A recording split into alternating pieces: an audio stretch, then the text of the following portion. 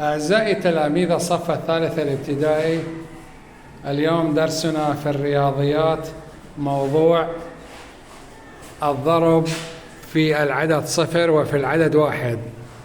في الدرس الماضي أخذنا فقرة أتعلم وأخذنا عليها أمثلة، واليوم نأخذ فقرة أتأكد. هاي الفقرة أتأكد صفحة 137 بكتاب الرياضيات للصف الثالث. نجي على فقرة أتأكد. أجد ناتج الضرب. المسألة الأولى، طبعا هذا الضرب هو أفقي. 5 في 1 يساوي 5. احنا قلنا اي شيء نضربه في 1 يبقى نفسه، واي شيء نضربه في 0 يصير 0. 2 في 0 يساوي 0. المسألة الثالثة، 6 في 1 يساوي 6. المسألة الرابعة، 3 في 0 يساوي 0. تمام. نجي على المسألة الخامسة. لدى سهير 7 أحواض زرعت في كل منها شجرة واحدة. كم شجرة زرعت سهير؟ بهاي الحالة هن 7 أحواض. 7 نكتب 7 في 1 يساوي 7 في 1 يساوي 7. 7 شجرة زرعت سهير. نجي على فقرة أحل. أجد ناتج الضرب.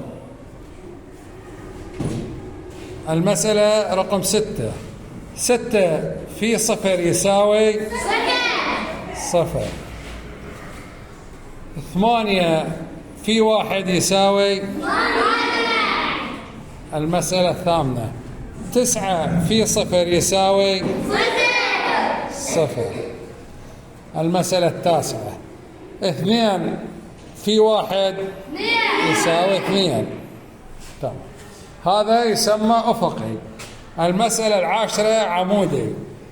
7 في 0 ايش قد يساوي؟ 0. هذا الخط هو اللي يساوي بالمسائل العمودية، وبالمسائل الأفقية هذا اللي يساوي. رقم 11، 2 في 1 يساوي 2. تمام. رقم 12، 4 في 1 يساوي عافية. رقم 13، 1 في 9 يساوي 9. نجعل المسألة رقم 14. لدى محمد 6 صناديق فارغة. كم قلما في هذه الصناديق؟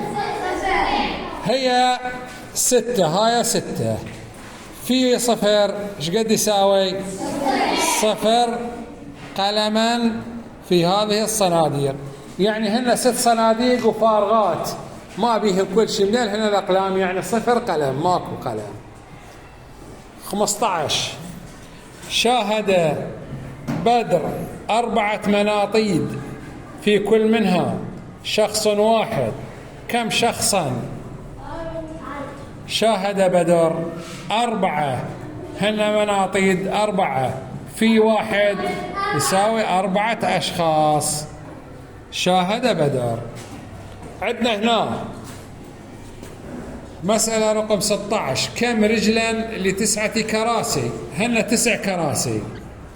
في 9 كل كرسي كم رجل إله؟ 4 رجلين. فايش قد يساوي؟ 9 في 4 يساوي ايش قد؟ 36 رجلا ل9 كراسي. هسه نجي على فقرة أفكر. أكتب العدد المناسب في المربع. مسألة رقم 17. 15 في ايش قد نضربها حتى تبقى 15؟ عافية. 15 في 1 يساوي 15. مسألة رقم 18. 27 في ايش قد نضربها حتى تصير صفر؟ عافية. 27 في 0 يساوي 0. والحد هذا اليوم ينتهي موضوعنا مال الضرب في العدد 0 وفي العدد 1. هذا الحل. هسه تحلوه مثل ما كتبت على السبورة، وتكتبون انتو بس الكتابة المكتوبة بالقلم الأحمر. أحد عنده سؤال؟